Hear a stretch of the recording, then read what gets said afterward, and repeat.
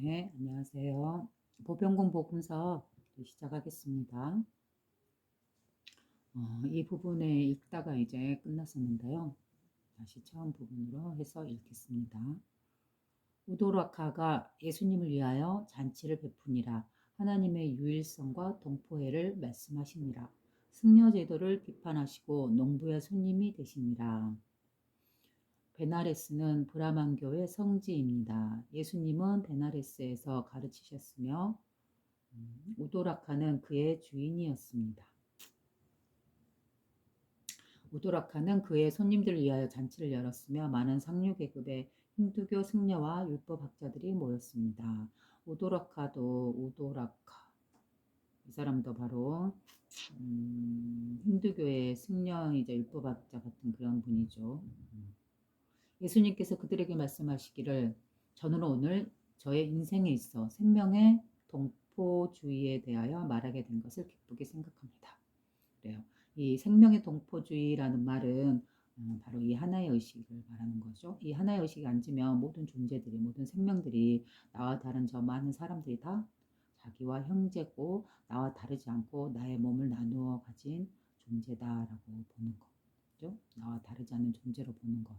그래서 내가 내 자신을 사랑하고 내 몸을 끔찍이 이해하듯이 또한 그들도 대상도 만물도 사람도 모든 생명들도 역시 나에게 대하듯이 그들에게도 똑같이 대하는 거죠.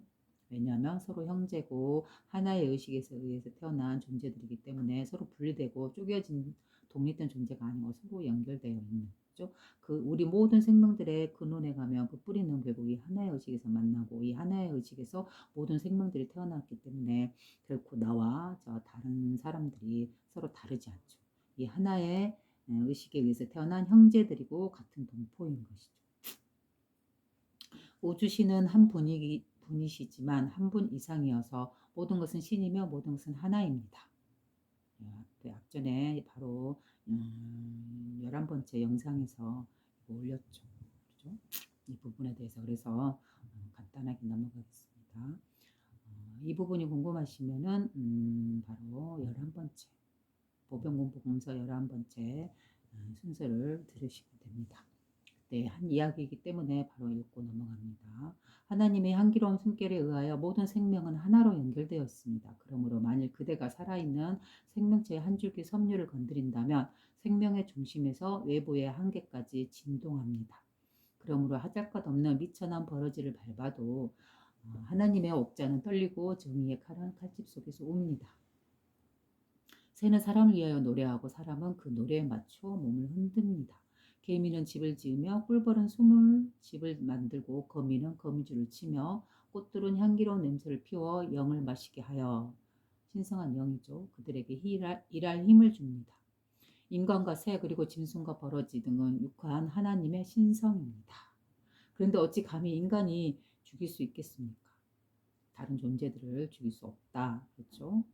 세상을 일그러뜨리는 것은 잔인한 행위입니다. 생물을 해치는 것이 자신들을 해치는 것임을 깨닫는다면 죽이지 않을 것이며 하나님이 창조하신 생명을 괴롭히지 않을 것입니다. 그래요. 생물을 해치는 것, 나 아닌 사람의 생명을 해치는 것, 또는 나 아닌 저 대상의 자연과 우주와 모든 생물들을 해치는 행위, 이런 것은 결국 자신을 해치는 것과 같다. 왜냐하면 우리는 모두 서로 동포고 형제고 이 하나의 의식에서 태어난 모두 같은 형제고 자녀이기 때문에 그런 것이죠. 그렇죠? 겉으로 모습은 서로 쪼개어지고 나누어지고 나와 저 사람이 다른 것 같으나 그러나 그 근원에 들어가면 모두가 이 하나의 의식에서 태어난 한 형제요. 서로가 같은 한 마음을 쓰고 같은 생각을 하고 있는 그런 존재들입니다. 모두가 자기 자신을 사랑하듯이 자기 자신을 끔찍히 사랑하듯이 바로 나와 똑같은 그들 또한 그렇게 자기와 똑같이 사랑과 아끼는 마음을 가지고 살아야 한다. 한 율법학자가 말했습니다. 그대가 말하고 있는 신은 누구이며 승려는 어디에 있으며 그의 사원과 성전은 어디에 있습니까? 그 말에 대하여 말씀하시기를 내가 말하고 있는 하나님은 어디에나 계셔서 역사하십니다. 그분은 벽으로 한계 지을 수도 없는 분이시며 어떤 종류의 장애물로도 가두어 둘 수 없는 분입니다. 어떨까요? 어떤 물질이나 형체가 있다면 이렇게 가두어 둘 수도 있고, 그죠? 여기서 여기까지다라고 벽을 딱 그어서 여기까지가 기다라고 말할 수 있지만 이 하나의 의식은 어때요? 온 우주를 굴리는 그 보이지 않는 질서의 힘이고 에너지이기 때문에 어때요? 이렇게 텅 비어있는 이 허공과 같이, 그죠? 어떤 모습의 형체도 없고 그 무엇으로도 드러낼 수 없지만 그러나 온 우주를 굴리고 모든 생명을 기르는, 태어나게 만들고 기르고 적당한 때에 거두어 들이는 바로 이 의식인 것이죠. 그런 이 의식은 어때요? 이 하나님은 어디에나 계셔서 역사하죠. 그죠? 어디에나 계셔서 모든 생명들을 키우고 꽃 한 송이가 이렇게 자라나서 생명을 자라나서 꽃을 피우고 시드는 그 모든 과정 또한 바로 하나님의 의식에 의한 움직임이죠. 작용인 것이죠. 그 말을 역사한다라고 하는 것이죠.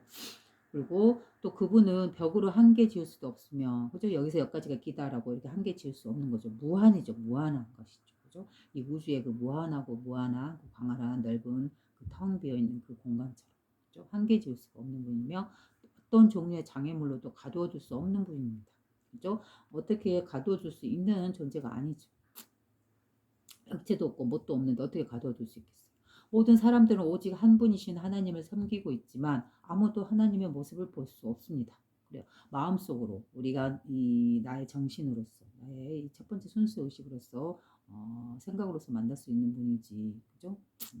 어떻게 뭐 어떤 모습이 있어서 그 모습 형체로 볼 수 있는 게 아니죠.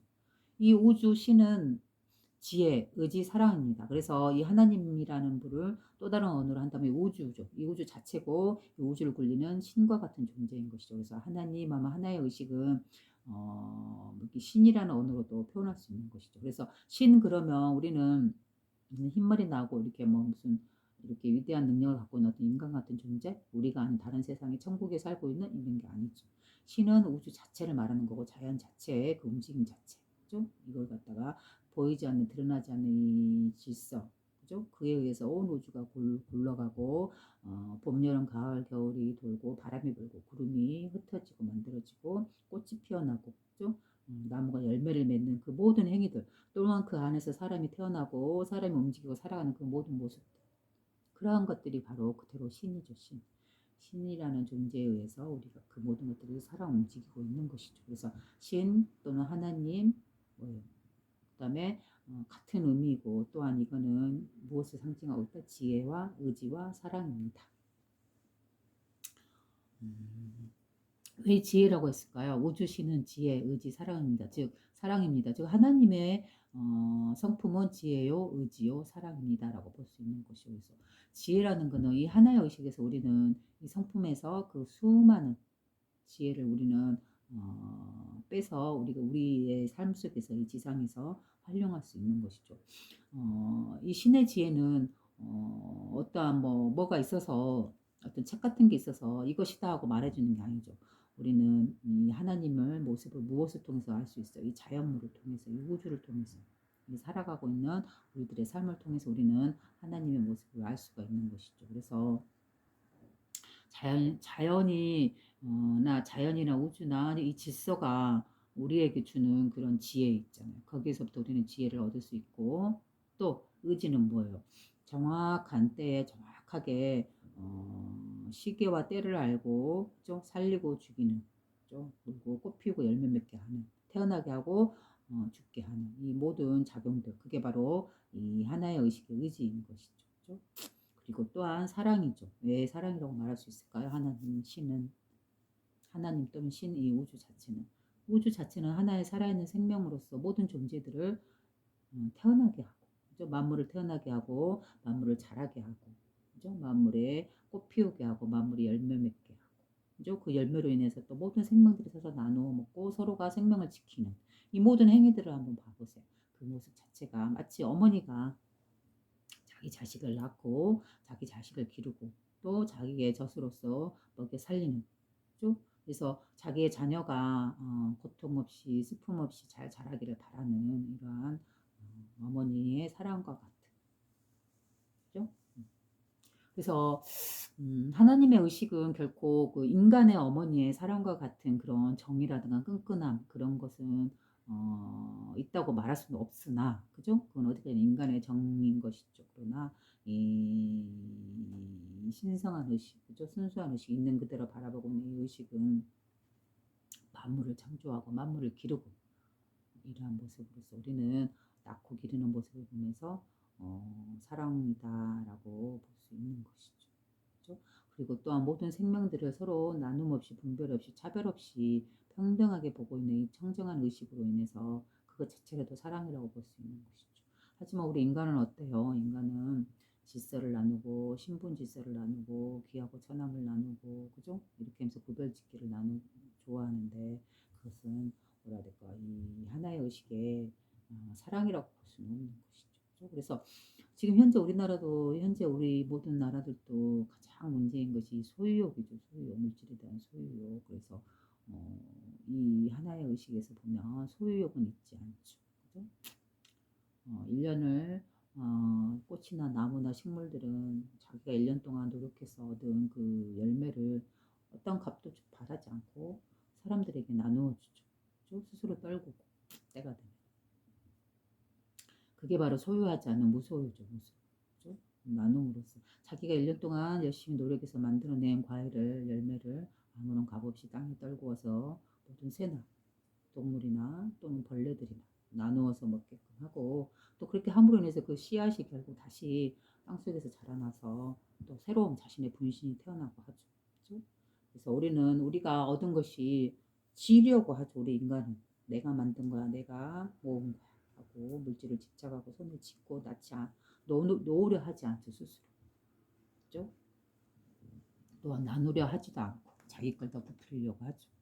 이러한 행위는 뭘까요? 바로 이 자연의 질서, 신의 의식과는 전혀 반대의 성품인 것이죠. 그리고 또한 내가 이렇게 소유욕에 집착하는 것 또한 앞전 영상에서도 말했습니다만은 보병문 복음서에서 그 소유욕 그것 자체가 이 물질계의 특성이다. 그것 자체는 진리다. 자신을 소유하고자 하고 자신을 부풀려 하고 그죠? 자신의 객체를 더 건강하게 하고 나름답게 꾸미려 하고 이러한 거는 이 성품이다. 자연의 성품이고 신의 성품이다. 근데 그러한 소유욕이 지나치어서 탐욕으로 변할 때 그때는 분명 절제하고 다스려서 건강한 욕구로 표현해야 한다고 말도 했습니다. 모든 사람들은 성삼위일체 신을 보지 않습니다. 사람들은 그분을 힘의 신으로 보거나 사상의 신 아니면 사랑의 신으로 볼 뿐입니다.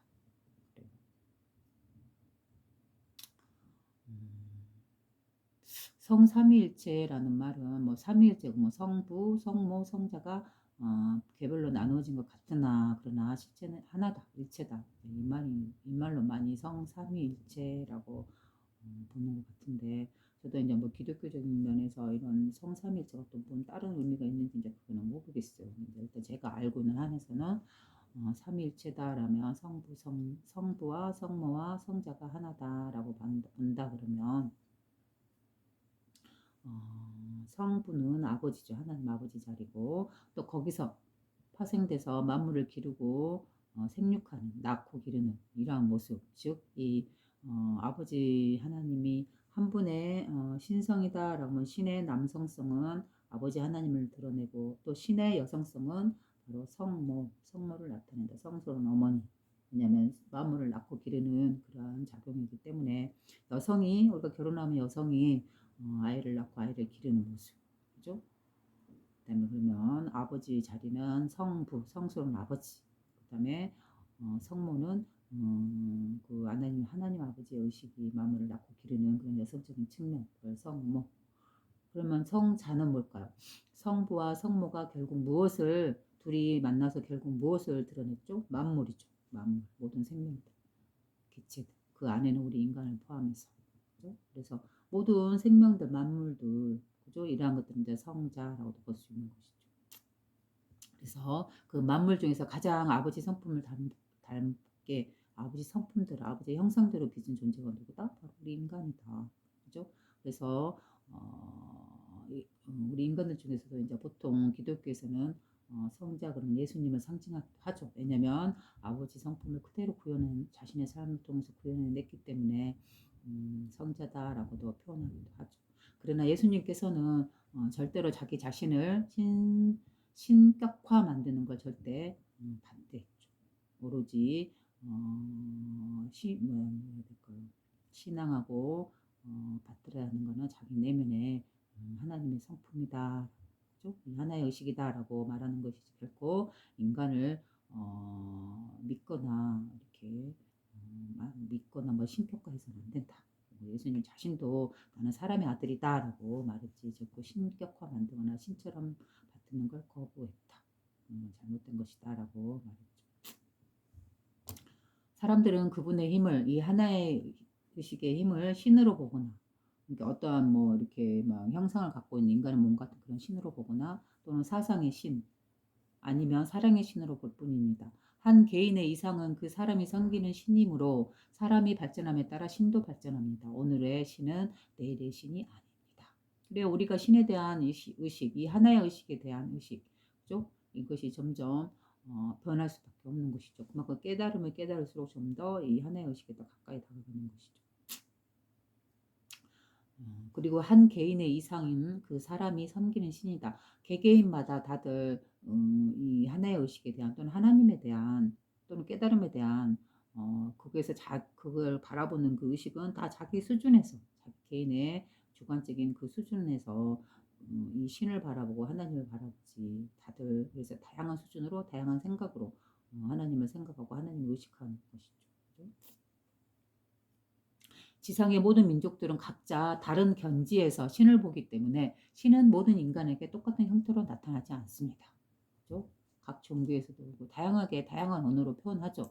그러나 그 각 종교에서 말하고 있는 각 경전에서 말하고 있는 종교에서 경전에서 말하고 있는 그 내용들은 겉으로 드러난 언어나 표현이나 방식에서는 다르게 느껴질지 모르나 그러나 그 뜻을 깊이 있게 파고 들어가면 결국은 이 하나의 의식에서 서로 만난다.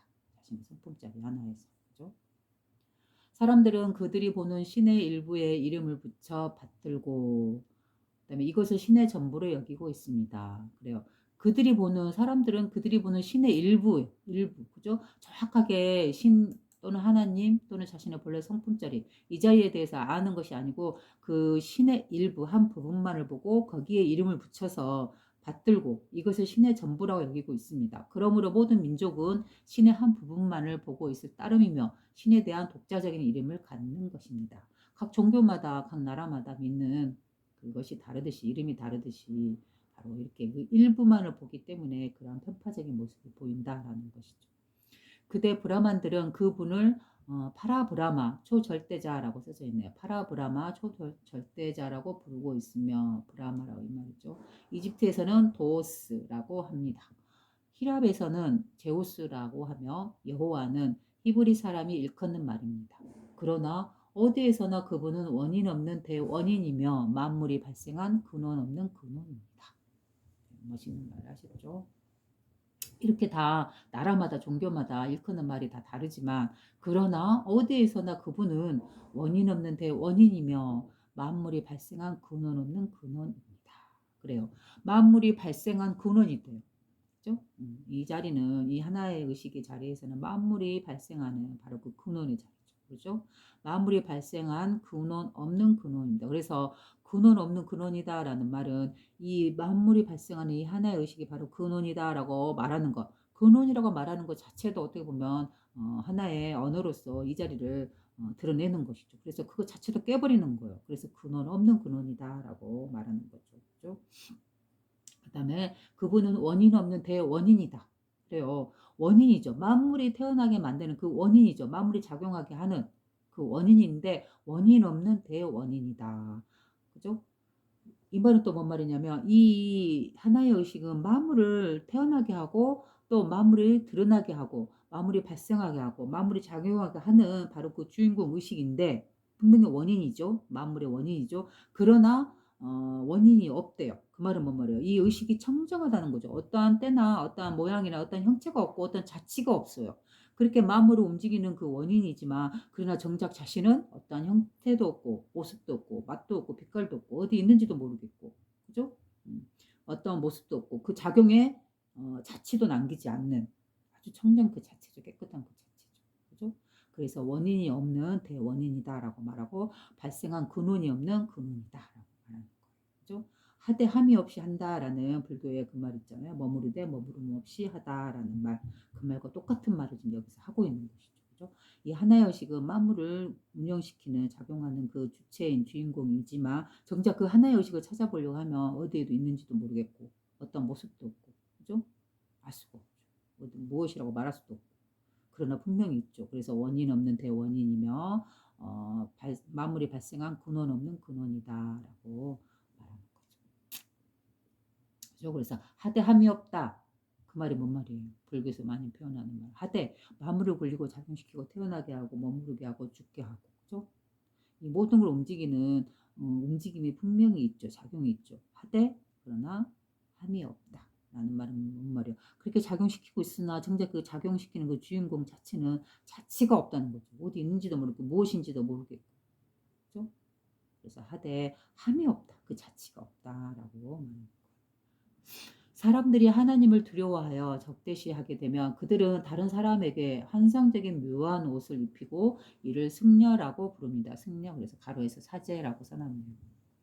사람들이 하나님을 두려워하여 적대시하게 되면 그들은 다른 사람에게 환상적인 묘한 옷을 입히고 이를 승려, 사제라고 부릅니다. 그래요. 하나님이란 존재는 두려운 존재가 아니죠. 그죠? 하나님이란 뭐예요? 이 만물 자체고 우주 자체고 자연 자체죠. 그죠? 그 안에 살아가고 있는 모든 생명들 개체를 모두 포함해서 우리 사람을 포함해서 이게 바로 하나님의 모습이 형성화돼서 물질화돼서 드러나 있는 것이죠. 그러니 이 우주 자체 자연 만물 자체가 하나의 의식으로서 드러나고 있다 하면 이 하나의 의식이 결코 두려운 존재가 아니죠. 그러면 누가 우리를 두렵게 만들까요? 이 하나님이라는 신을 갖다가 형성화 우성화 만들어서 바로 다른 사람에게 환상적인 묘한 옷을 입히고 이를 승려 사제라고 합니다. 이 승려네 사제네 하나님에 대해서 사람들에게 말해주는 이 승려나 또는 사제 제사장 이러한 사람들이 사람들을 하나님을 신격화하기 위해서 외부에 또 다른 신으로서 만들어 놓고 사람들에게 잘못하면 죄를 내리고 뭐 이렇게 자기들에게 어떤 뭐 재물을 바치거나 뭐 복을 주고 또는 하나님 성전에서 뭐 재물을 바쳐서 생명을 죽여서 재물을 바치면 복을 주고 뭐 이러한 것들 이런 것들은 다 뭐예요? 승려나 사제들이 이 하나님에 대해서 잘못 사람들에게 전달하고 그죠? 사람에게 환상적인 묘한 옷을 입히게 되는 이러한 현상으로도 볼 수 있는 것이죠. 그래서 잘못 하나님에 대해서 잘못 말하고 있고 잘못 가르치고 있다. 누가 승려와 사제라고 부르는 사람들이. 그리고 기도에 의하여 신의 분노를 억제하도록 책임을 맡깁니다. 그리고 그들이 기도에 의하여 신의 호의를 사는데 실패하면 동물이나 새의 제물로서 신을 매수합니다. 그래요. 그래서 기도를 통해서 신의 분노를 억제하도록 책임을 맡깁니다라고 하네요. 그래서 사람이 뭐라 해야 될까요? 뭔가 이렇게 하나님을 통한 그 신을 통해서 기도를 통해서 뭐라 해야 될까요? 그 자기가 잘못한 죄라든가 뭐 이런 것들에 대해서 신이 분명히 분노할 것이다라고 생각을 하고 그걸 신의 분노를 억제하도록 책임을 맡긴대요. 기도를 통해서 사죄하고 막 이렇게 하나님께 빌고 하나님께 수동적인 자세가 되도록 그죠? 죄를 주지 말기를 바라는 이런 마음으로 하는 것 이러한 것을 말하고 있는 것 같아요. 그리고 그들이 기도에 의하여 신의 호의를 사는데 실패하면 동물이나 새의 제물로 신을 매수합니다. 신을 삽니다. 이 말이죠. 그래서 이렇게 기도하고 그래도 마음이 찝찝하면 신에게 뭐 동물이나 새라든가 뭐 이런 것 또는 재물 이런 걸 바침으로 인해서 신을 갖다가 매수해서 사서 그의 분노를 억제하도록 한다 이 말이죠. 누가 이렇게 행동한다는 거예요? 바로 승려, 사제라고 부르는 존재들이다 이 말이죠. 만일 사람이 신을 아버지 하나님으로서 자기 자신과 맺어진 한 분으로 본다면 중개인이 필요 없으며 중간에 수고하는 승려도 필요 없는 것입니다. 그래요. 바로 이러한 부분들 때문에 이 보병군 복음서가 많이 감춰져 있었던 거 아닐까요? 그죠? 만일 사람이 신을 아버지 하나님으로서 자기 자신과 맺어진 한 분으로 본다면, 그죠? 하나님이란 존재가 나의 아닌, 우리들이 아닌, 우리 자신의 내면이 아닌 저 외부에 또 다른 존재로 있다라고 보고 그 존재에게 우리는 죄를 지으면 안 되고 그분을 위해서 우리는 맨날 재물을 바쳐야 되고 생명을 없애서 바쳐야 되고 그죠? 이러한 것은 뭐다? 다 승려나 사제들이 자기들의 목적과 이익을 위해서 그러한 행위를 했다. 그죠? 그러나 진실한 모습은 뭐다? 하나님으로서 그죠?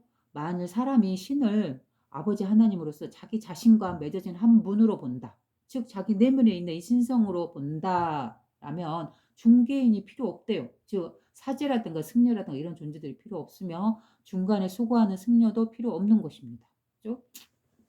그래서 예수님께서는 하나님을 또는 신을 저 외부의 어떤 존재로 보는 게 아니죠.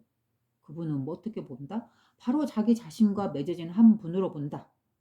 그죠? 바로 나의 내면에, 나의 정신에 이 첫 번째 순수 의식으로서, 나의 양심으로서, 늘 깨끗한 이 의식으로서 내려와 있는 나와 다르지 않는 나와 한 분으로 계시는 바로 이러한 뜻이 임마누엘이란 말과 같은 말이다라고 했죠. 그래서 중개인이 필요 없으면 그렇게 될 경우에는 또한 중간에 수고하는 승려도 필요 없다. 당연하죠. 그죠? 오히려 그들이 중간에서 신과 하나님과 우리 인간과의 그 사이에서 있으면서 오히려 하나님을 욕되게 하고 신을 욕되게 하고 또 그 하나님과 신을 매개로 해서 사람들을 많이 착취하고 억압시키고 자기가 원하는 방향으로 사람들을 다스리려 하는 이러한 의도가 많이 숨어 있었기 때문에 오히려 그들이 더 중간에서 썩고 그죠? 냄새나는 그런 행위를 많이 했죠. 물론 그때나 지금이나 그렇지 않고 있는 그대로 이 하나님과 신을 이야기하는 분들도 분명히 있습니다. 그죠? 그가 직접 그분께 나아가 나의 아버지 하나님이시여라고 말하고 그분의 손 위에 자신의 손을 얹으면 그것으로 만사는 해결입니다. 그래요. 외부의 어떤 신을 믿고 추앙하고 제물을 바치고 또는 어떤 외부의 어떤 인간을 신격화해서 그 사람을 믿고 따르고 그러면 안 된다는 것이죠. 그런 건 우상이죠. 바로 이 기독교에서 말하고 있는 예수님께서 말하고 있는 그런 걸 바로 우상을 향한 믿음이다라고 하는 것이죠. 하나님은 무엇이다? 오직 만물 그 자체요. 우리 내면에 내려와 있는 그죠? 이 하나의 신성한 아버지 하나님의 성품이다. 자신의 본래 성품이다. 우리가 태어나면서 갖고 나오는 신성한 의식이다. 우리의 깨끗하고 맑은 정신이다. 그죠? 이것이 바로 하나님입니다. 그래요. 자기 자신과 맺어진 한 분이며, 그죠? 그 다음에 그분께 직접 나아가 나의 아버지 하나님이시여라고 말하고 그분의 손 위에 자신의 손을 얹으면 그것으로 만사는 해결입니다. 나의 마음속에 내 자신과 늘 한 분으로서 한 의식으로서 같이 살아 숨쉬고 있는 바로 이 하나님 자기의 내면에 들어와 있는 이 영, 신성한 영, 그죠? 이 영혼, 자신의 깨끗하고 맑은 이 정신, 자신의 순수한 마음으로서 늘 이 선한 말을 내 내면에서 울려 퍼지고 있는 나의 양심, 바로 이분이 나의 하나님이신 것이죠. 나의 아버지요, 나의 하나님이시고. 나의 몸과 나의 정신을 주신 바로 이 하나의 의식이신 것이죠. 그래서 늘 자신과 분리될 수가 없어요. 그렇기 때문에 그분의 손 위에 자신의 손을 얹을 수 있는 것이죠. 그죠? 왜? 서로 하나로서 같이 함께 존재하고 있기 때문에. 이것이 바로 하나님입니다. 그대 당신들이 바로 각자의 승려이며 하나님께서는 희생의 제물을 원치 않으십니다. 그래요. 여러분들이 바로 각자가 모두가 이 마음속에 자신의 내면에 이 청정한 신성한 이 하나의 의식을 갖고 있다는 걸 보고 깨달으면 바로 당신들이 승려라는 거죠. 제사장이. 그죠? 바로 여러분들이 뭐라 해야 될까요? 그러한 사람들이 바로 예수님을 믿는 분들이고 자기의 성품을 보는 사람들. 이것이 바로 하나님입니다. 하나님이란 외부의 어떤 또 다른 나 아닌 여러분들이 아닌 외부의 또 다른 대상이 아니다. 바로 자기와 늘 함께 맺어진 한 분으로서 그죠? 함께 존재하고 있다. 그러니 그냥 나의 아버지시여라고 마음으로서 이렇게 부르면 바로 그분의 손 위에 내 손을 얹을 수 있는 것이다. 이것이 바로 하나님입니다. 그대 당신들이 바로 각자의 승려이며 하나님께서는 희생의 제물을 원치 않으십니다. 단지 온갖 생명체에게 자신의 생명을 걸고 희생적인 봉사를 하면 하나님께서는 즐거워하십니다. 그래요. 온갖 생명들에게 그죠? 자신의 생명을 걸고 희생적인 봉사를 하면 하나님께서는 즐거워하십니다. 왜? 하나님은 생명이시기 때문이죠. 그죠? 이 하나의 의식은 만물을 창조해서 낳고 기르는 바로 생명을 사랑하고 존중하는 그러한 성품이기 때문에 또한 그 성품대로 우리가 주변의 온갖 생명들을 살리는 일을 이러한 일을 한다면 그런 봉사를 행한다면 하나님께서는 즐거워하시는 것이죠. 자기가 하나님께서 즐거이 하는 일을 또한 우리가 본받아서 우리 또한 그렇게 하기 때문에 즐거워할 수밖에 없는 것이죠. 이와 같이 말씀을 마치시고 예수님께서 옆으로 물러나자 사람들이 깜짝 놀라 서로 말다툼을 했습니다. 어떤 사람은 그가 성스러운 브라마에게서 영감을 받았다고 말하는가 하면 다른 사람은 제정신이 아니라고 말하기도 하였으며 어떤 사람은 악령이 들려서 악마가 말하듯이 이야기한다고 말하는 사람도 있었습니다.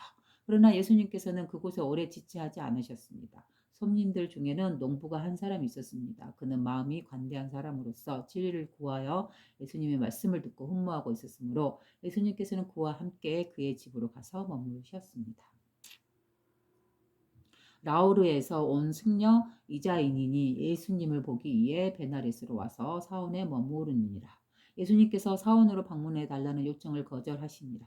이자인인이 밤에 농부의 집을 방문하여 예수님을 만나 그의 철학을 받아들이니라. 그래요.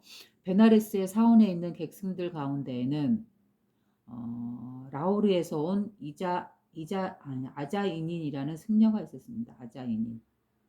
아자이닌은 상인들로부터 그 유대 소년과 그의 지혜에 대한 말을 전해 듣고 그 소년을 만나 이야기를 들어보려고 스스로 채비를 하여 라우르에서 왔습니다. 브라마 승려들은 예수님께서 말씀하신 진리를 인정치 않고 오도라카의 연애 석상에서 말한 것에 몹시 분개하고 있었습니다. 브라마 승려들은 어때요? 자기들이 하나님과 인간의 그 중간 사이에서 매개자 역할을 하면서 그죠? 인간이 내면에 있는 신성을 이야기하지 않고 인간 외에 바깥에 있는 어떠한 인간의 형상을 갖고 있는 그러한 신들을 숭상하면서 그들에게 제물을 바치고 생명을 주기위해서 바치고 그죠? 이렇게 중간에서 인간들을 자기가 원하는 방향대로 착취하고 갈취하고 이끌어야 하는데 그거를 깨버리기 때문에 예수님께서는 바로 자기 내면에 있는 신성을 봐라라고 하는 거 말하고 있잖아요. 외부에 또 다른 신이란 없다. 그죠? 바로 너 자신 내면에 있는 그 신성, 너 정신으로서 갖고 있는 그 청정한 정신을 봐라. 라고 말하고 있는 것이죠. 그러니까 화가 났겠죠. 그래서 브라마 승려들은 예수님께서 말씀하신 진리를 인정하지 않고 오도라카의 연회석상에서 말한 것에 몹시 분개하고 있었습니다. 그들이 믿고 있는 그 신에 대한 개념을 갖고 있기 때문에 인간 스스로 만들어낸 그 신에 대한 관념, 개념 그거에 대해 그걸 깨버리고 오로지 있는 그대로의 이 신성을 이야기했기 때문에 그들은 받아들일 수가 없었던 거죠. 또한 그래서 이렇게 화가 났었던 거죠. 그러나 그들은 그 소년을 본 일이 없었으므로 그가 말하는 것을 몹시 듣고 싶어 하여 사원의 손님으로 초대하였습니다. 그러나 예수님께서 그들에게 말씀하셨습니다. 진리의 빛은 지극히 풍부하여 모두에게 비춰주고 있습니다. 만약 그대들이 빛을 보고 싶다면 빛이 있는 곳으로 오시오. 그러니까 이제 그 브라마 승려들이 있는 곳으로 가지 않겠다. 너희들이 진정 궁금하고 진리를 알고 싶다면 나에게 와라. 이제 이 말이죠. 만일 그대들이 거룩하신 하나님께서 그 사람들에게 주기 위하여 나에게 주신 복음을 듣고자 한다면 나에게 직접 오시오. 그죠? 하나님께서 사람들에게 주기 위하여 나에게 주신 복음, 복된 소리죠? 을 듣고 하지 않다면 나에게 직접 오시오. 승려들은 예수님께서 하신 말씀을 듣고 몹시 또 화를 내었습니다. 그러나 아자인이는 그들처럼 화내지 않고 그 농부의 집으로 값비싼 선물을 지닌 사절을 보냈는데 그 선물에는 다음과 같은 서신이 동봉되어 있었습니다. 선생님께 간곡히 부탁하오니 제 말씀을 들어주시기 바랍니다. 브라만 율법에서는 어떠한 승려를 막론하고 신분 계급이 낮은 사람의 집에 들어가는 것이 금지되어 있습니다. 그러나 선생님께서 우리에게 올 수는 있습니다. 그리고 저는 이들 승려들이 선생님께서 하시는 말씀을 즐거이 들으리라 확신합니다. 부디 오늘 오셔서 우리와 함께 식사를 하십시다. 그러자 예수님께서 말씀하셨습니다. 신성하신 하나님께서는 모든 사람을 한결같이 보십니다. 지금 내가 거하고 있는 곳은 사람의 아들이 가질 수 있는 어떠한 모임도 가능합니다. 그래요. 그 브라만 계급의 신분으로서 승려로서 신분이 낮은 곳에 갈 수 없다. 농부의 집에 갈 수 없다라고 하니까 예수님께서 농부의 집에 있으니까 이렇게 말씀하시는 거죠. 신성하신 하나님께서는 모든 사람을 한결같이 보십니다. 차별 없이. 그죠? 지금 내가 거하고 있는 곳은 사람의 아들이 가질 수 있는 어떤 모임도 가능합니다. 모든 사람을 한결같이 보십니다. 다르지 않게 본다라는 것이죠. 신분의 고와 그런 건 없다. 귀하고 천함도 없다. 그죠? 만일 그대들이 계급 제도에 대하여 자존심을 버리지 않는다면 그대들은 밝은 빛을 볼 자격이 없습니다. 당연하죠? 나의 아버지 하나님께서는 사람의 율법을 소중하게 여기지 않으십니다. 그래요. 사람의 율법을 소중하게 여기지 않는다. 이러한 말에서도 얼마나 이 승려들이 노발대발했겠어요. 그죠? 그 율법이라는 것은 사람의 율법이라는 것은 율법은 뭐예요? 누가 만든 거죠? 사람이 만든 것이죠. 그리고 이 하나의 의식인 이 자연 만물은 이 우주는 우리 인간에게 어떠한 율법이다. 이것이 내가 내린 율법이다라고 준 적이 없죠. 자연은 우주는 진리는 뭐죠? 침묵이죠. 침묵. 그죠? 그저 아무런 자치 없이 하대함이 없이 대원인이나 그러나 원인 없이 그죠? 이렇게 작용하고 있을 뿐이죠. 그 함이 없이 그 자치가 없이 그렇게 흘러가고 있을 뿐이죠. 어떠한 이 꽃 한 송이도 피어날 때도 보세요. 우주 만물이 이 하나의 의식이 이 진리가 피어내고 있지만 길러내고 피어내고 있지만 그러나 그 꽃 한 송이가 뭐라고 우리에게 말한 적이 있었나요? 나무 한 그루가 우리에게 뭐라고 말한 적 있나요? 이것이 율법입니다. 이걸 지키십시오. 또는 저 우주가 저 은하가 저 행성들이 별들이 우리에게 이것이 율법입니다. 이걸 지키세요 하고 말한 적이 있었나요? 없습니다. 이 자연은 우주는 이 신성한 하나의 의식은 우리에게 어떤 말도 하지 않습니다. 침묵으로서 다만 자신의 모습을 이 자연 만물로 온 생명들로 이렇게 드러나서 이야기하고 있죠. 설법하고 있지. 결코 우리에게 어떠한 율법이라는 걸 만들어서 우리에게 강요하고 우리 인간을 그 안에 가두고 우리 인간을 그 율법이라는 기준에 맞춰서 생명을 죽이고 사형시키는 이런 행위는 하지 않죠. 누가 하고 있는 거예요? 인간이 그렇게 하고 있는 것이죠.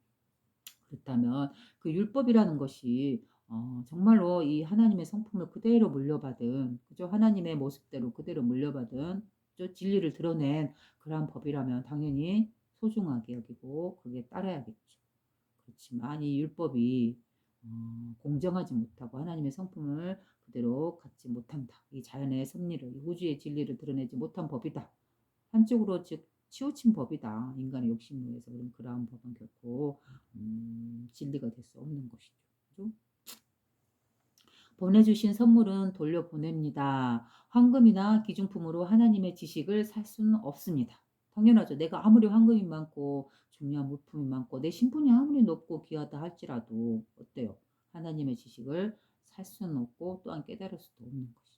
이러한 예수님의 말씀은 승려들의 화를 더욱더 부채질했습니다. 그래서 그들은 어떻게 해서든 그 지방에서 그를 몰아내기 위하여 계략을 꾸미기 시작했습니다. 이자인이는 그러한 계획을 모사하는 데 참여하지 않고 야음을 틈타 사원을 빠져나와 예수님께서 거하는 집을 찾았습니다. 결국 농부의 집까지 왔다라는 것이죠. 예수님께서 말씀하시기를 해가 비치고 있는 곳에 밤은 없습니다. 나에게는 사람들에게 전해줄 비밀적인 복음은 없습니다. 빛이 비추면 모든 비밀은 드러나게 하려입니다. 그래요. 해가 비치고 있는 곳에 밤은 없습니다. 이 신성한 성품을 이 하나의 의식을 우리가 본래 성품을 뭐라고 하죠? 빛이라고도 표현하죠. 빛. 그걸 갖다가 여기서는 경전 같은 데서는 이 빛을 해라고도 표현한다. 그래서 태양 그러면 이제 하늘에 뜨는 해도 되는 말이지만 그러나 이 진리라는 거 경전에서의 그 해라는 거는 태양이라는 거는 이 깨끗함, 청정함, 어떠한 그림자도 없는 어떤 어둠도 없는 어떤 인간의 의식이 그 안을 물들일 수 없는 그죠? 바로 이 깨끗함, 이 밝음, 빛 이걸 갖다 해라고도 하고 태양이라고도 합니다. 그래서 자신의 성품자리를 드러낼 때 해 또는 태양이라고도 말을 하는 거죠. 그래서 빛이란 단어가 이 성품을 드러내는 언어이기도 합니다. 그래서 해가 비치고 있는 곳에 밤은 없다, 어둠은 없다 이 말이죠. 우리의 성품자리에는 어둠이란 그림자란 없다는 거죠. 나에게는 사람들에게 전해줄 비밀적인 복음은 없습니다. 그래요. 내가 무언가 그 이자인이라는 그 승려에게 전해줄 만한 비밀적인 그 어떤 복음을 갖고 있는 게 없다. 왜 그럴까요? 우리 이 예수님이 늘 말하는 이 하나님, 이 하나의 의식, 이 신성한 이 의식은 뭐예요? 청정 그 자체죠. 어떤 형체, 어떤 모양, 그죠? 또한 이 자연 우주 만물의 진리는 어때요? 어떠한 말 한마디 없이 그저 침묵으로서 자신을 드러내고 있을 뿐이죠. 그죠? 그리고 하대함이 없이 이 자치가 없는 이 성품자리를 그죠? 어떻게 이것이다라고 내보여줄 수 있고 지어줄 수 있겠어요. 그죠? 우리의 성품자리 이 하나의 의식이란 청정하고 청정하고 청정할 뿐. 그죠? 빛나고 빛나고 빛날 뿐. 그죠? 빛이라는 건 어때요? 여러분, 여러분도 늘 말했듯이 어떠한 분명히 빛은 존재하죠. 그죠? 태양의 빛은 분명히 존재하는데 이 빛은 아무리 내가 잡으려 해도 잡을 수가 없는 것이죠. 그 자체가 없죠. 그러나 분명 이 태양은 만물의 생명을 길러내고 있는 그 주인공이죠. 이와 같아요. 그래서 잡을래야 잡을 수 없고 보여줄래야 보여줄 수 없는 이 진리를 어떻게 이것이다라고 보여주고 드러낼 수 있겠어요. 그죠? 다만 이 진리는 하나님은 이 만물로서 세상 만물로서 이 움직임의 작용으로서 이렇게 말없이 침묵으로서 드러나 있을 뿐. 그러나 그 자체가 없죠. 참된 이 주인공의 의식은 이 하나의 의식은 어디 있는지도 모르겠어요. 그죠? 그 발자국도 없고 그림자도 없고 자체도 없어요. 청정하죠. 깨끗하죠. 대원인이나 만물의 대원인이 되나 그러나 그 원인이 없다라고 말했듯이 그죠? 나에게는 사람들에게 전해줄 비밀적인 복음은 없습니다. 빛이 비추면 모든 비밀은 드러나게 마련입니다. 그래서 빛이 비춘다라는 건 자신의 성품을 보게 되면 그죠? 모든 그 감추어진 것은 드러나게 마련이다. 궁금한 것은 다 알게 된다. 이 말인 것 같아요. 아자이닌이 말하기를 저는 예전부터 내려오는 고대의 지혜와 선생님께서 말씀하시는 신성한 하나님의 왕국에 대하여 배우고자 멀리 라오르에서 왔습니다. 그래요. 그래서 예전부터 내려오는 고대의 지혜 바로 그것이 선생님께서 말씀하시는 신성한 하나님의 왕국에 대하여 그죠? 대하여 배우고자 멀리 라오르에서 왔습니다. 그래서 이 하나의 의식, 이건 이 신성한 의식을 말하는 것은 결국 예수님부터 시작했다? 아니다. 예수님도 분명히 뭐죠? 그 진리를 가르치는 분들한테서 배웠다. 그죠? 그렇다면 고대에도 이미 예수님이 살아 계시는 그 시대 이전에도 고대에도 분명히 이런 지혜는 내려왔다. 그죠? 저는 예전부터 내려오는 고대의 지혜와 또 선생님께서 말씀하시는 신성한 하나님의 왕국에 대하여 배우고자 멀리 라오르에서 왔습니다. 그래서 신성한 하나님의 왕국은 무엇을 상징하는 거예요? 바로 우리의 본래 성품자리고 이 하나의 의식이죠. 그래서 신성한 하나님의 왕국이란 어디에 있을까요? 바로 내 내면의 청정한 정신, 깨끗한 정신이죠. 순수 의식의 자리. 바로 이것이 바로 하나님의 왕국이요. 또한 이 의식이 내 내면에 들어와 있으나 또 동시에 만물을 모든 생명들을 드러내게 한 곳에 함께 존재하고 있기 때문에 이 우주 자연 그 자체인 것이죠. 그래서 모든 존재들이 살아 숨쉬고 있는 생명 있게 살아가고 있는 움직이고 작용하고 있는 이 자체가 이 삶이요 또는 이 우주요 이 자연 만물이 그대로 하나님의 모습이고 하나님의 왕국이다라고 말할 수 있는 것이죠. 왕국은 어디에 있으며 왕은 어디에 계십니까? 신하는 누구입니까? 그 율법은 어떤 것입니까? 즉 이 사람도 이자야인이라는 사람도 결국 하나님의 왕국이다. 신성한 하나님의 왕국을 우리 인간 세계의 그런 왕국과 인간과 같은 그런 하나님으로 생각을 했겠죠. 그러니까 이런 질문이 나오는 것이죠. 왕국은 어디에 있으며 왕은 어디에 계십니까? 신하는 누구입니까? 그 율법은 어떤 것입니까? 그래서 예수님께서 이 하나님의 왕국은 멀리 있는 것이 아니지만 육안으로는 볼 수가 없습니다. 그것은 마음속에 있는 것입니다. 당신은 땅이나 바다나 하늘에서 그 왕을 찾을 필요가 없습니다. 그렇죠? 그분은 그곳에 계시지 않습니다. 그렇지만 그분은 모든 곳에 존재하셔서 역사하십니다. 그분은 하나님의 그리스도이신 넓고 넓은 우주의 사랑이십니다. 그래요. 이 신성한 하나님의 왕국은 어디에 있다? 여기서 말씀하고 계시죠. 이 하나님의 왕국은 멀리 있는 것이 아니지만 육안으로는 볼 수가 없습니다. 왜 육안으로 볼 수 없고 멀리 있는 것이 아니다고 할까요? 바로 내 내면에 있기 때문에. 또한 내 주변에 이 가까운 삶이라는 모습을 통해서 살아 움직이고 있기 때문에. 그죠? 그래서 멀리 있지 않다라고 말하는 거고 또 하나 육안으로 사람의 눈으로는 볼 수가 없다. 왜? 이 텅 비어서 청정하고 청정한 이 보이지 않는 드러나지 않는 이 질서 바로 이것이거든요. 그죠? 그것은 마음속에 있는 것입니다. 신성한 하나님의 왕국은 어디에 있다? 그것은 마음속에 있는 것입니다. 바로 자기 내면에 이 정신에. 그죠? 당신은 땅이나 바다나 하늘에서 그 왕을 찾을 필요가 없다. 없습니다. 그분은 그곳에 계시지 않습니다. 그렇지만 그분은 모든 곳에 존재하셔서 역사하십니다. 그죠? 어디 땅이라든가 또는 저 하늘이라든가 또는 그런 바다라든가 이러한 외부의 물질적인 곳에서 그 하나님을 성품을 찾을 필요가 없다. 왜? 그분은 그런 곳에 계시지 않다. 어디에 있다? 바로 내 내면에, 그죠? 내 마음속에 있다. 그렇지만 또한 그분은 모든 곳에 존재하셔서 역사하십니다. 땅이 드러나는 것도 바다가 생성되는 것도 하늘의 우주 만물도 모두가 뭐다? 이 하나의 의식, 신성한 하나님의 의식이 그곳에서 역사하고 있는 것을 작용시키고 운영시키고 있는 것이죠. 그러니 그분은 하나님의 그리스도이신 넓고 넓은 우주의 사랑이십니다. 그래서 그리스도라는 거는 성스러운 영 이런 느낌이에요. 그래서 하나님의 또 다른 언어가 그리스도이고 또 다른 언어가 바로 성스러운 영, 성령이고, 그죠? 그래서 그분은 하나님의 그리스도이신 넓고 넓은 우주의 사랑이십니다. 그래요. 무한하고 무한하여 넓은 광활한 우주, 넓고 넓은 우주의 사랑이십니다. 그래서 우주 자체가 그대로 뭐다? 하나님의 모습을 그대로 드러내고 있다. 이 왕국으로 들어가는 문은 높지 않습니다. 그곳에 들어가려는 사람은 무릎을 꿇어야 합니다. 문은 폭이 넓지 않으므로 아무도 이 세상의 물건을 가지고 들어갈 수 없습니다.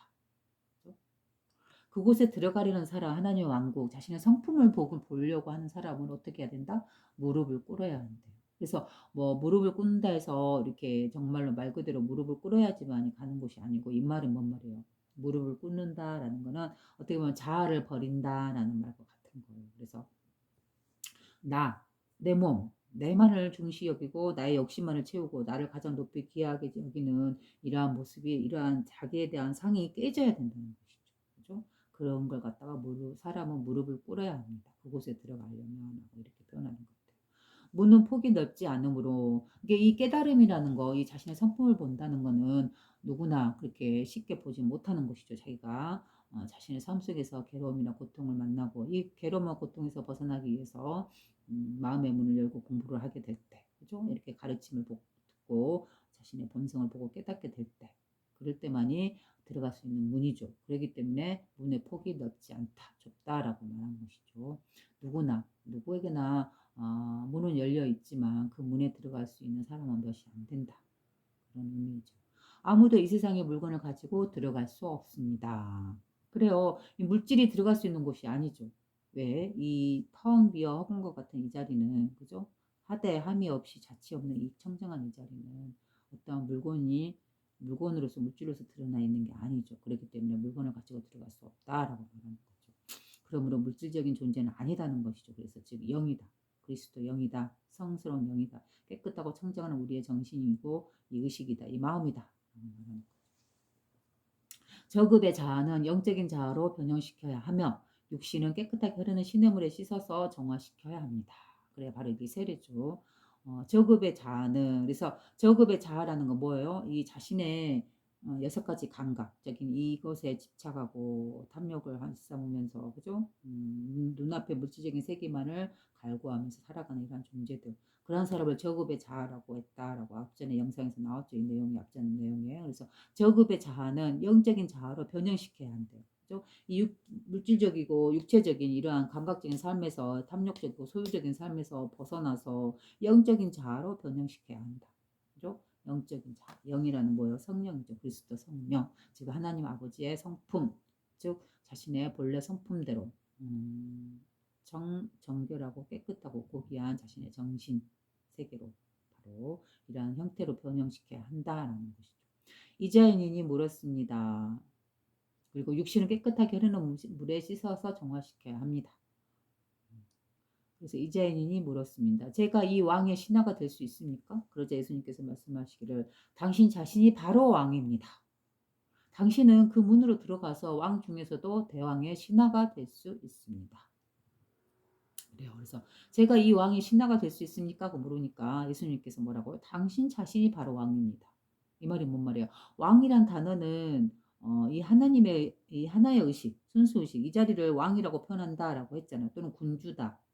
그죠? 그래서 유교에서는 유교 경전 같은 데 보면 군자는 이런 말도 많이 하고 또는 군주는 이래를 해야 된다라고 해서 이 임금 군자를 많이 쓰잖아요. 그래서 이 군이 바로 여기 기독교에서는 왕이라는 언어하고 똑같은 의미로 쓰이는 것이죠. 그래서 왕, 군주 뭐 이러한 의미는 무엇을 상징하냐 하면은 바로 온 우주를 굴리고 있는 이 청정한 주인공의 의식. 이 의식은 뭐예요? 하나죠. 오로지 유일하죠. 그죠? 만물을 다스리는 바로 하나의 의식인 것이죠. 그래서 만물을 주지하고 낳고 기르고 그 만물을 관리하고 작용시키는 그 힘이기 때문에 바로 이러하기 때문에 이 의식을 갖다가 하나의 만물의 주인이다라고 볼 수 있는 거고 그걸 높여서 주님이라고 부르는 거고 기독교에서 또한 이 자리를 이 의식을 왕이라고도 표현하는 겁니다. 그래서 당신은 그 문으로 들어가서 왕 중에서도 대왕의 신하가 될 수 있습니다. 그러나 당신은 먼저 군복을 벗어 던지고 황금을 위해 하나님께 봉사하는 작태를 그만두어야 합니다.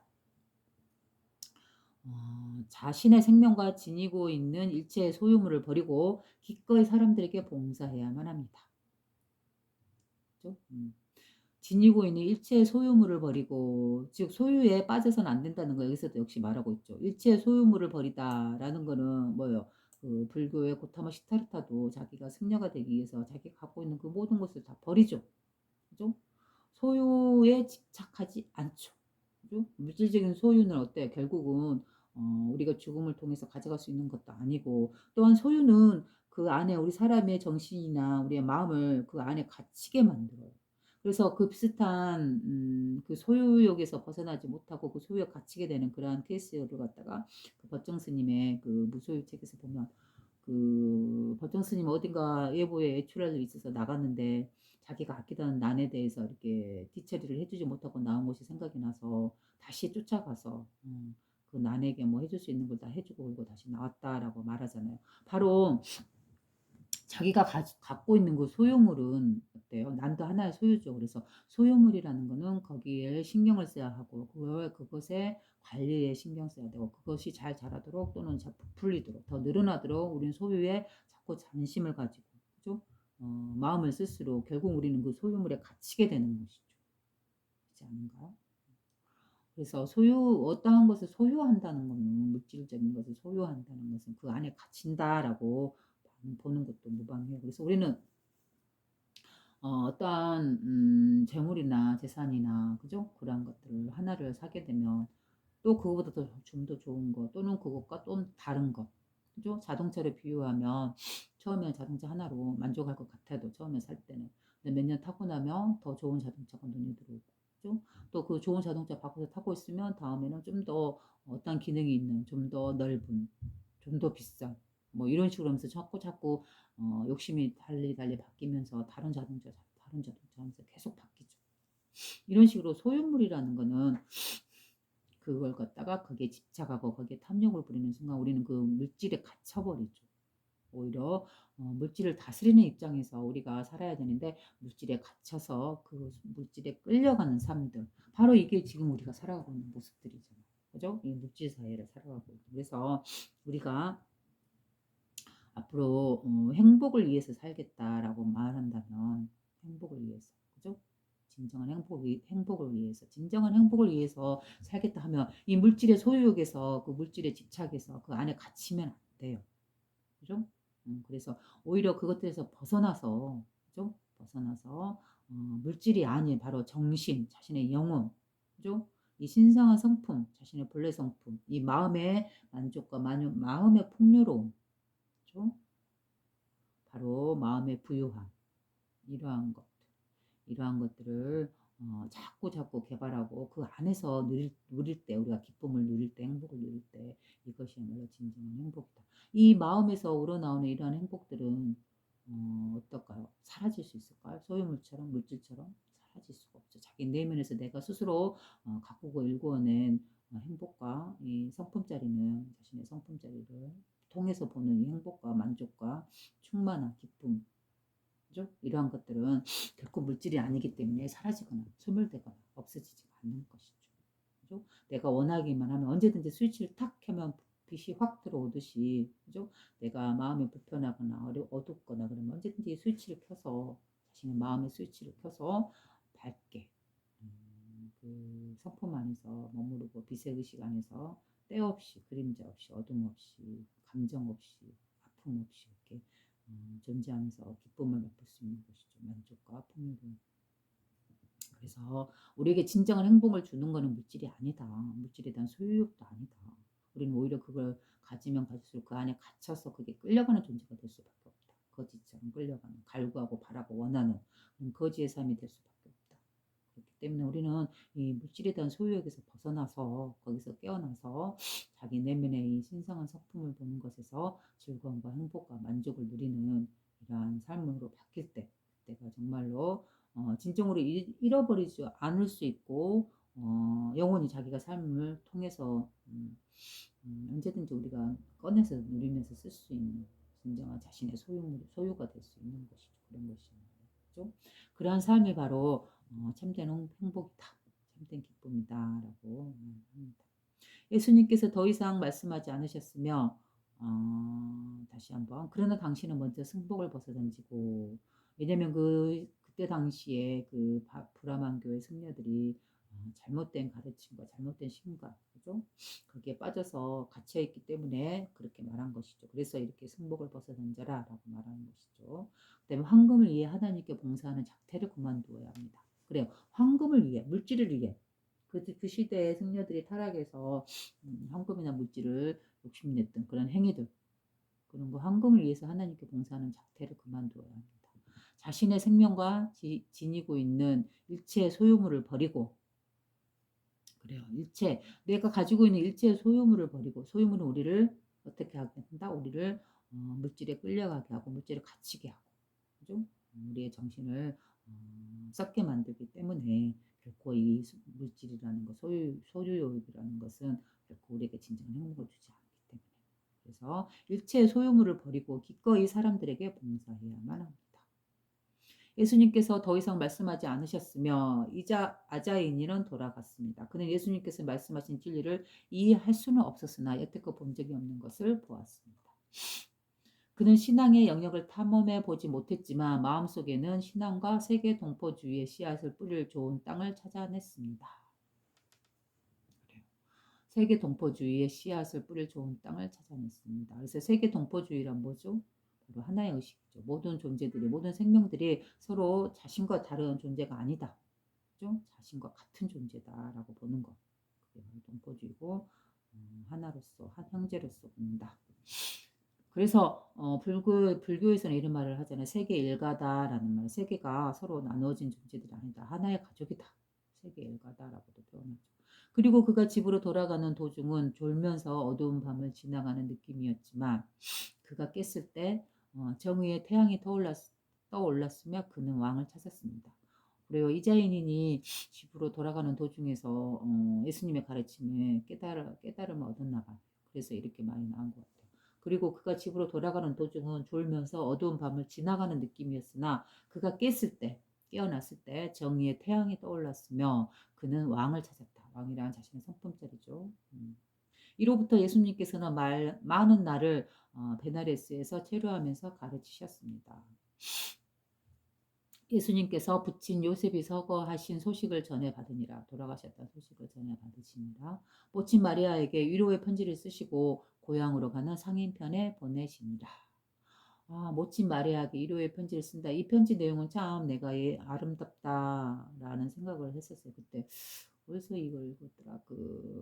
탈무드 임마누엘인가요? 어디선가 하여튼 어머니 마리아를 위로하는 편지를 쓴 내용이 너무 아름다운 시적인 내용이 있어서 아름답다라고 느꼈던 것 같은데. 자, 어느 날 예수님께서는 그의 바쁜 일로 겐지스 강가에 서 있노라니까. 인도의 겐지스 강이죠.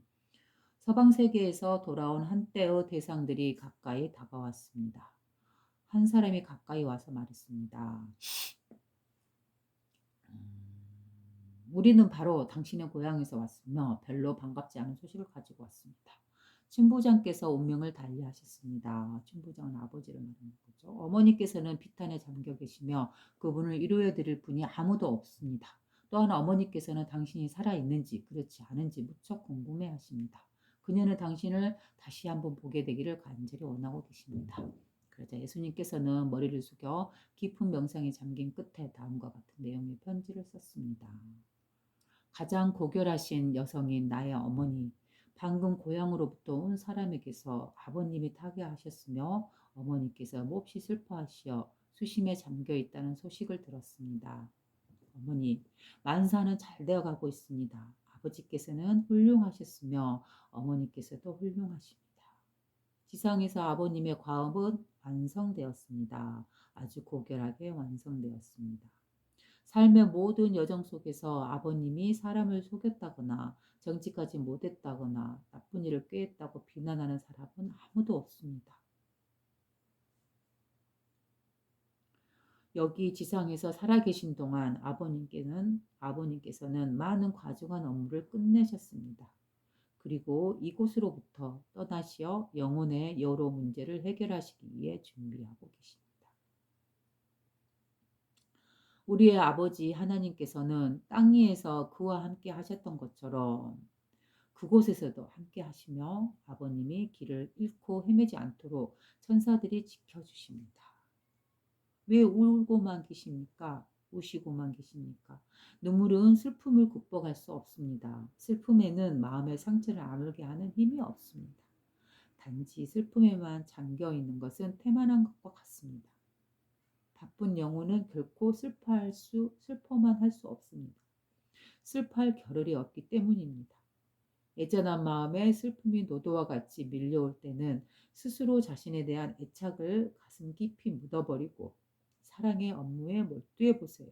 그러면 슬픔은 사라지고 맙니다. 어머니께서 하셔야 할 성업은 사랑의 봉사입니다.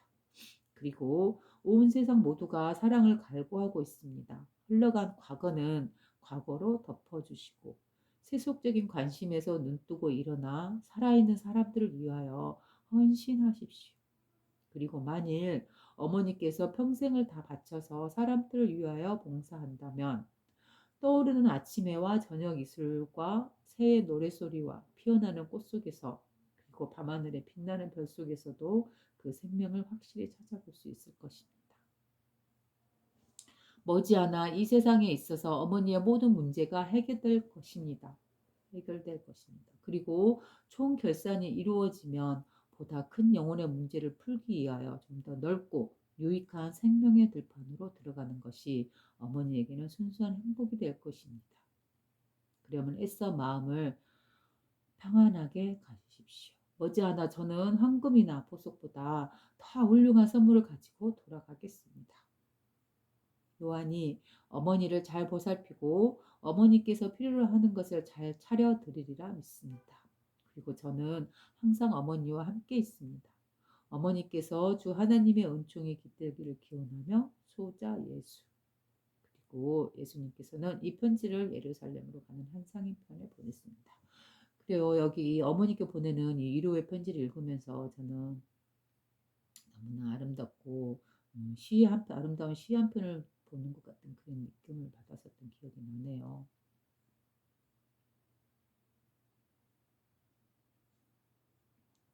이 문구 중에서도 가장 아름답게 느꼈던 것은 바로 이 부분인 것 같아요. 그리고 만일 어머니께서 평생을 다 바쳐서 사람들을 위하여 봉사한다면 떠오르는 아침 해와 저녁 이슬과 새의 노래소리와 피어나는 꽃 속에서 그리고 밤하늘에 빛나는 별 속에서도 그 생명을 확실히 찾아볼 수 있을 것입니다. 여기서 생명이란 뭐죠? 바로 하나님을 말하는 것이죠. 그렇죠? 그래서 하나님을 느끼고 보는 데에서는 어디에서 본다? 바로 어머니께서 평생을 다 바쳐서 사람들을 위해서 봉사한다면 그분의 마음 안에는 늘 사랑으로서 빛나고 있겠죠. 그러할 때 그러한 상태에서 세상을 볼 때 떠오르는 아침에 그 자체에서도 하나님의 신성함을 보고 또 저녁 이슬과 새의 노랫소리와 새의 노랫소리가 뭐죠? 바로 하나님의 목소리인 것이죠. 청정한 그 목소리, 그죠? 그 다음에 저녁 이슬, 그래요. 해가 지는 해걸음에 이렇게 나뭇잎이라든가 이렇게 이런데 이슬이 맺히면 그 이슬을 보면 어때요? 저녁 이슬을 보면 그게는 마치 수정과 같아서 그 이슬 안에가 나무나 자연이나 풍경이 그 이슬방울 안에 다 그대로 드러나 있죠. 그죠? 저녁 이슬과 새의 노랫소리와 피어나는 꽃 속에서 한 송이 피어나는 그 꽃을 보면서 이 꽃에 피어난 것은 뭐예요? 이 우주에 하나님의 작용에 의해서 신성한 힘에 의해서 꽃이 피어나고 자라고 또한 하나님의 권능과 신성과 사랑과 자비에 의해서 그 꽃이 시들고 결국은 사라지죠. 그죠? 이 한 송이 꽃이 피어나는 그 과정 속에서 그리고 밤하늘에 빛나는 별 속에서도 그 생명을 확실히 찾아볼 수 있을 것입니다. 그래요. 너무나 아름다운 시가 아닙니까? 아름다운 편지죠. 그래서 다시 한번 제가 읽어보겠습니다. 자, 우리도 예수님의 마음이 되어서 혼자서 슬퍼하고 있는 그 어머니를 생각하면서 어머니를 위로해드리기 위해서 쓰시는 그 예수님의 젊은 그 마음을 생각하면서 느껴봅니다. 가장 고결하신 여성인 나의 어머니, 방금 고향으로부터 온 사람에게서 아버님이 타계하셨으며 어머니께서 몹시 슬퍼하시어서 수심에 잠겨 있다는 소식을 들었습니다. 어머니, 만사는 잘 되어가고 있습니다. 아버지께서는 훌륭하셨으며 어머니께서도 훌륭하십니다. 그래, 여기서 만사는 잘 되어가고 있습니다. 라는 말은 뭘까요? 우리는 자신의 삶을 통해서 나의 삶은 실패야, 나의 삶은 성공이야, 나의 삶은 고통이었어, 괴로움이었어, 나의 삶은 기쁨과 행복했어. 이러한 모든 평가들, 이것들이 아니다. 그죠? 기쁨의 삶이든 고통의 삶이든 성공의 삶이든 실패의 삶이든 어떤 삶이든 그 만사는 다 잘 되어가고 있다. 그죠? 아버지께서는 훌륭하셨으며 어머니께서도 훌륭하십니다. 지상에서 아버님의 과업은 완성되었습니다. 아주 고결하게 완성되었습니다. 그래요. 우리는 한 사람이 살아가서 살다가 죽음을 통해서 그 과정을 보면 우리는 다양하게 말하죠. 아, 이 사람은 참 복되게 살았고 죽음 또한 고결하게 잘 죽었다라고 말할 수 있고 또 어떤 사람을 보면서 이 사람 참 비천하고 쓸모없고 병들면서 그런 삶을 살았고 그 죽음 또한 아주 좋지 못하다라고 말할 수 있겠지만 어디까지나 그렇게 보는 건 어때요? 좋다 나쁘다라고 보는 거는 우리 인간의 의식인 것이죠. 아버지의 이 신성한 의식으로 그 눈으로 보신다면 모든 존재의 삶들은 어떤 모습을 갖고 있던 어떤 과정을 갖고든 간에 그 모습은 그대로 그 삶의 과정은 그대로 완성되었고 아주 고결하게 완성되었다라고 보는 거죠. 삶의 모든 여정 속에서 아버님이 사람을 속였다거나 정직하지 못했다거나 나쁜 일을 꾀했다고 비난하는 사람은 아무도 없습니다. 그래요. 이렇게 살았다면 그의 삶은 완성되었고 고결하게 완성된 것이죠. 그래서 우리들의 삶은 사람을 속인다거나 정직하지 못한다거나 나쁜 일을 꾀한다거나 이러한 일을 해서는 안 된다라는 것이죠. 여기 지상에서 살아계신 동안 아버님께서는 아주 많은 과중한 업무를 끝내셨습니다. 우리는 모두 다 자기만의 삶을 통해서 아주 많은 과중한 업무를 겪고 있고 또 마침내 죽음을 통해서 결국은 끝내게 되죠. 그리고 이곳으로부터 떠나시어 영혼의 여러 문제를 해결하시기 위해 준비하고 계십니다. 그래요. 이제 이 몸을 버리고 다시 영혼으로 되돌아가서 그 다음에 앞으로의 문제를 해결하기 위해 준비하고 계신다라는 것이죠.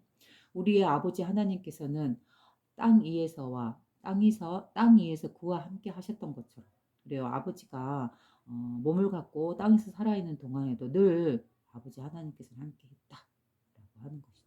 그렇죠? 즉 우리들의 삶 속에서도 늘 우리는 아버지 하나님과 함께 살고 있다. 함께 하고 있다. 말이죠.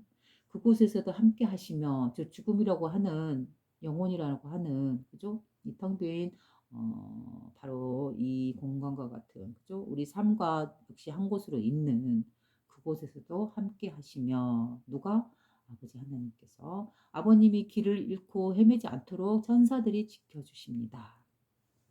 그래요. 이 영혼, 우리의 영은 바로 이 아버지 하나님의 성스러운 그리스도 영으로서 그죠? 함께 서로 소통하면서 이 천사들이 바로 우리 어둠 속에서 죽음 속에서 그죠? 저승에서 헤매지 않도록 늘 함께 지켜주고 계신다.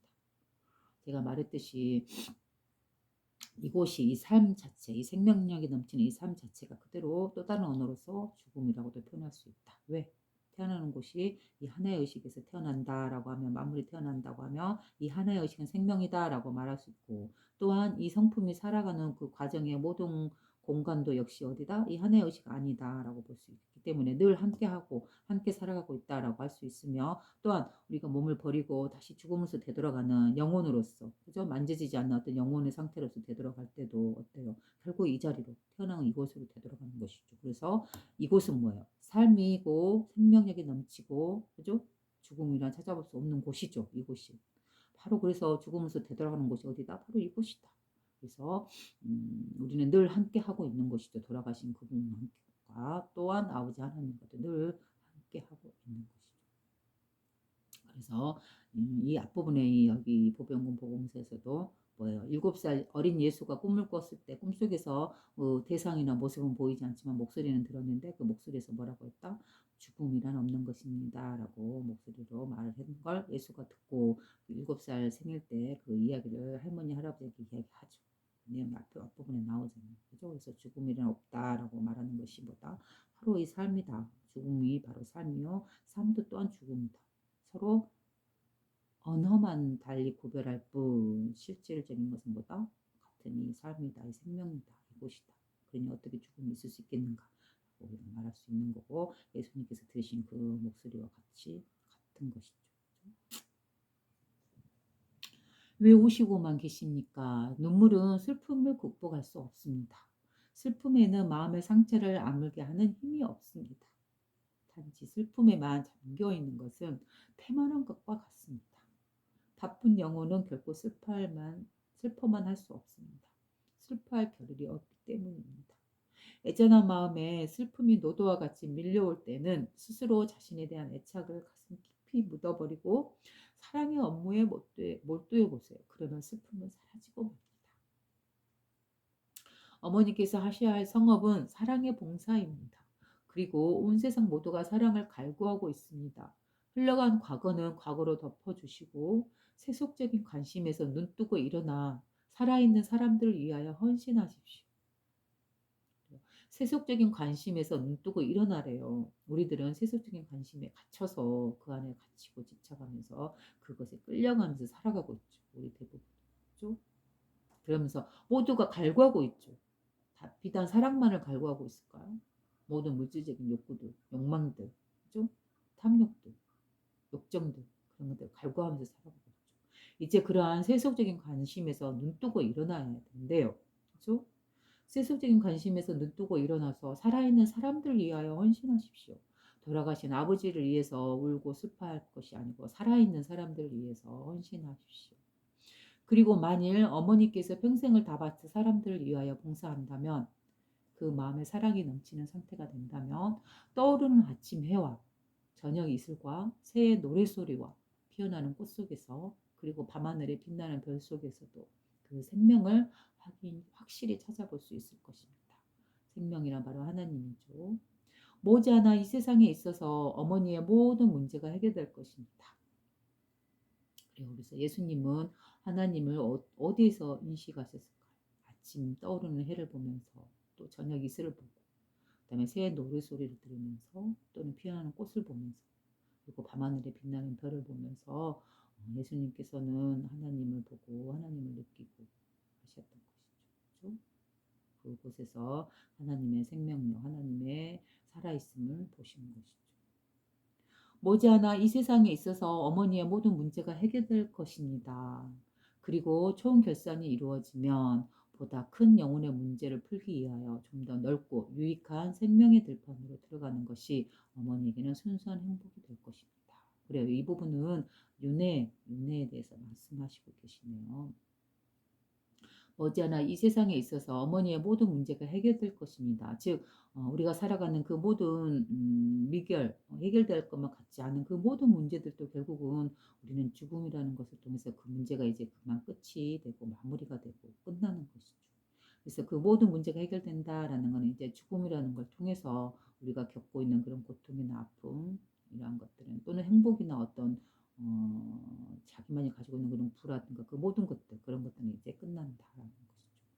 그리고 총결산이 이루어지면 보다 큰 영혼의 문제를 풀기 위하여 그래서 여기서 총결산이 이루어진다라는 건 이 몸을 버리고 이제 죽음으로써 영혼의 상태로 되돌아가면 그 영혼의 상태에서 뭔가의 움직임을 통해서라고 보는 것이죠.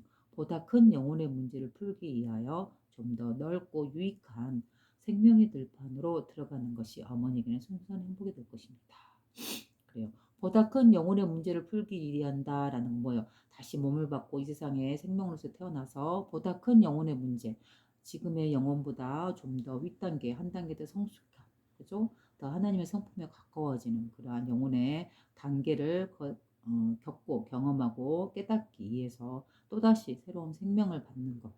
바로 그러한 모습을 갖다가 좀 더 넓고 유익한 생명의 들판으로 들어가는 것이 이렇게 말하는 거죠. 다시 몸을 받고 태어나는 것이 어머니에게는 순수한 행복이 될 것입니다.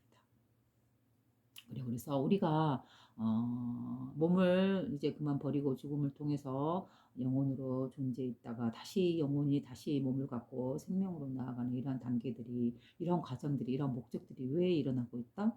바로 보다 큰 영혼의 문제를 풀기 위하여. 그죠? 우리가 느끼고 살아가는 이 삶이라는 과정을 통해서 우리는 무엇을 배울까요? 바로 한 단계 더 높은 영혼의 승화, 그죠? 영혼의 아름다운 우리의 성품에 신성한 이 성품의 빛을 향해서 우리가 깨닫고 나아가는 그런 단계를 밟아 나가는 그 과정이 뭐다?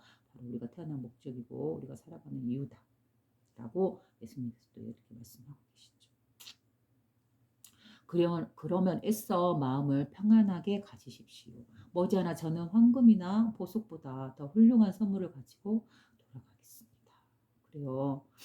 이제 또 이 부분을 보면 너무나 또 마음이 아프기도 하죠. 예수님께서 성모 마리아 어머니의 품에서 몸을 축 늘어뜨리고 있는 우리는 그 그림을 많이 접하잖아요. 그래서 머지않아 저는 황금이나 보석보다 더 훌륭한 선물을 가지고 돌아가겠습니다라고 이 말도 맞지만 또 어떻게 보면 머지않아 또 예수님 어머니께서는 또 그 아픔을 또 그죠?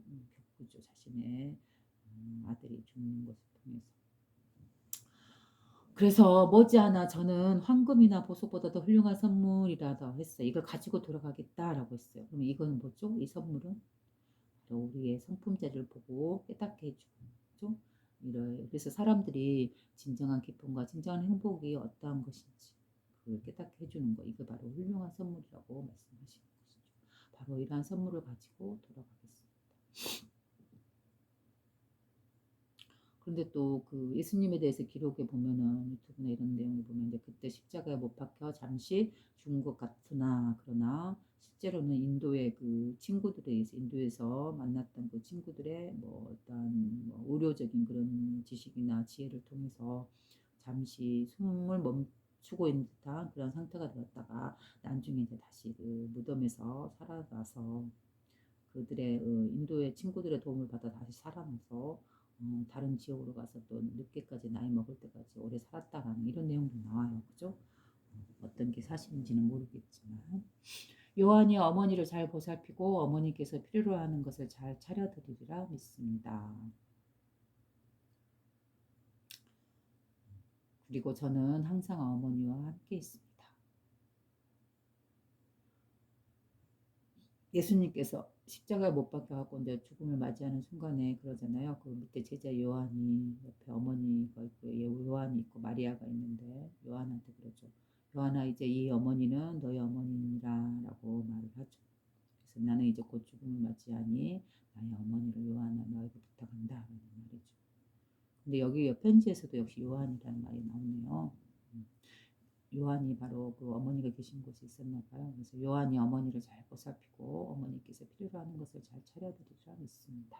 그리고 저는 항상 어머니와 함께 있습니다. 어머니께서 주 하나님의 은총이 되기를 기원하며 소자 예수. 그리고 예수님께서는 이 편지를 예루살렘으로 가는 한 상인편에 보냈습니다. 브라만 승려들이 예수님의 가르침에 화를 내어 인도에서 추방할 결심을 하니라. 라마아스가 그를 위해 탄원하니라. 라마아스는 바로 승려죠. 똑같이 승려인데 예수님과 서로 우정을 나누시는 사이죠. 예수님의 가르침을 듣고 이런 분이죠. 승려들이 예수님을 시해할 예수님을 죽일 자객을 고용하니라. 라마아스가 경고를 하여 네팔로 피신하시니라. 예수님의 말씀과 행적은 인도 전역을 불안하게 했습니다.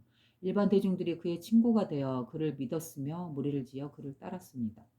승려들과 통치자들은 그를 두려워하여 그의 이름만 들어도 몸을 떨었습니다. 그는 인류의 동포애와 만인 평등의 정당성에 대하여 설파하였습니다. 그래요. 인류의 동포애, 동포, 한 형제, 다르지 않다. 이 신성한 이 하나의 의식에서 태어난 존재들이기 때문에 결코 분리되거나 너와 나가 다른 존재들이 아니다. 우리는 누구나 똑같이 신성한 이 정신을 가지고 태어난 바로 우리는 같은 존재요. 동급의 형제요. 그죠? 내 몸이 바로 너의 몸으로 드러난 내 몸을 아끼듯이 다른 사람들을 아끼는 바로 이러한 사랑 그가 갖다 동포애다라고 하고 아까에서는 동포주의다라고도 말했죠.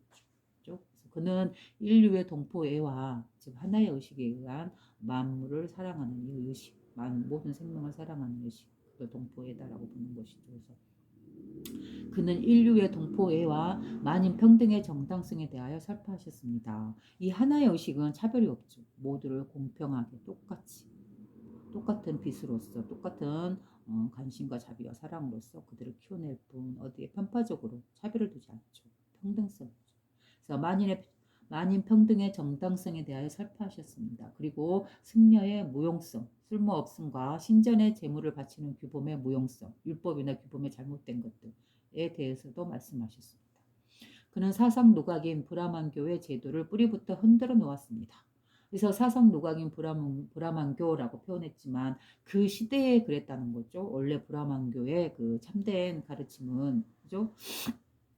힌두교 경전에서 그 우파니샤드라든가 이런 것들 보면은 베다 경전 이런 데 보면 분명 예수님께서 말씀하신 이 하나의 의식과 서로 다르지 않아요. 근데 그러한 시대를 지나서 참된 진리를 말하던 그 브라만교의 시대가 지나서 후대에 와서 많이 승려들에 의해서 썩고 변질되고 이러한 상태를 예수님이 보시고 이렇게 말씀하시는 것이죠. 그렇죠? 그는 사상 누각인 브라만교의 제도를 뿌리부터 흔들어 놓았습니다. 그는 브라만의 우상을 대수롭지 않게 여기고 신전에 바치는 제물에는 죄가 가득 차 있다고 하여 성전과 승려 제도는 모두 잊혀지게 되었습니다. 그래요. 어떤 하나님이든 하나님의 의식은 바로 생명이고, 그죠? 생명을 길러내는 이러한 힘인데 어떻게 또 다른 생명을 죽여서, 그죠? 하나님께 제물을 바친다? 이거는 앞뒤가 안 맞는 거죠. 그죠? 생명으로서 생명을 길러내는 것이 하나님인데 어떻게 또 다른 생명을 죽여서 그 하나님한테 바친다는 게 말이 되겠어요. 그죠? 그 말이 안 맞는 것이죠. 그리하여 승려들은 이 히브리 소년이 더 이상 이곳에 머물러 있으면 혁명이 일어나서 일반 민중이 들고 일어나 승려들을 죽이고 사원들을 때려 부수게 되리라고 선언했습니다.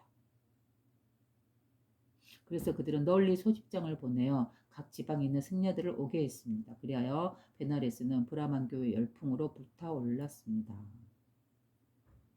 자간나스 사원에서 온 라마아스는 일찍부터 예수님의 내적인 인품을 잘 알고 있었으며 그들 사이에 끼어 승려들의 폭언을 들었습니다. 그러자 그가 앞에 나서서 말했습니다. 나의 형제 승려 여러분 조심하시오. 당신들의 하는 일을 주의하시오. 오늘은 아주 중요한 기록적인 날입니다. 세상이 내려다보고 있습니다. 브라만교 사상의 생명 자체가 지금 시험대에 올라 있습니다. 만일 우리가 이성을 잃어서 편견이 오늘을 지배한다면, 만일 우리가 야수적인 힘에 의존하여 브라마가 볼 때 순진하고 순수한 사람의 피로 우리의 손을 물들인다면 브라마의 보복이 우리에게 가해져서 지금 우리들이 서 있는 바위 자체가 우리의 발 밑으로 무너져 내려 사랑하는 우리 승려단과 율법 그리고 사원들이 모두 붕괴될 것입니다. 그러나 그들은 더 이상 말을 하지 못하게 했습니다.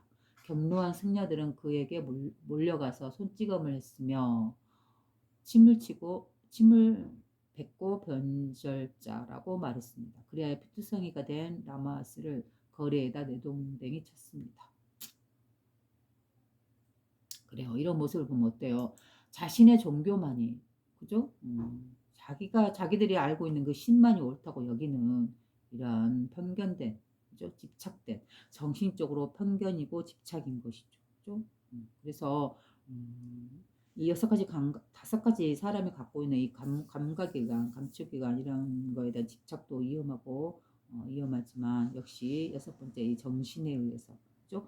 아무것도 없는 무형의 이 정신적인 어떠한 믿음이라든가 잘못된 신앙, 그죠? 이런 것들이 얼마나 사람을 위험에 빠뜨릴 수 있는가, 사람을 죽이면서까지, 그죠? 이러한 것들을 말해줄 수 있는 것이죠. 그래서 내가 알고 있는, 내가 인식하고 있는, 우리 종교만이, 그죠? 이것만이 진리고 다른 건 틀렸다, 다른 종교는 틀렸다, 다른 사람 생각은 틀렸다라고 보는 거, 이게 얼마나 뭐라 해야 될까, 폭력적인 것인지. 그죠? 굳이 이렇게 몽둥이로 두드리는 것만이 폭력이 아니다. 이 정신적으로서 서로 다른 거에 대한 거에 자기가 갖고 있는 정신적인 개념에 대해서 서로 다르다는 생각을 했다는 것 자체로 어때요? 싸우고 죽이고 투쟁하는 이런 모습. 그게 바로 정신적인 소유욕에 의해서 일어나는 투쟁이고 전쟁이고 다툼인 것이죠. 그죠? 그래서 우리 인간은 물질적인 소유욕을 위해서 내 것을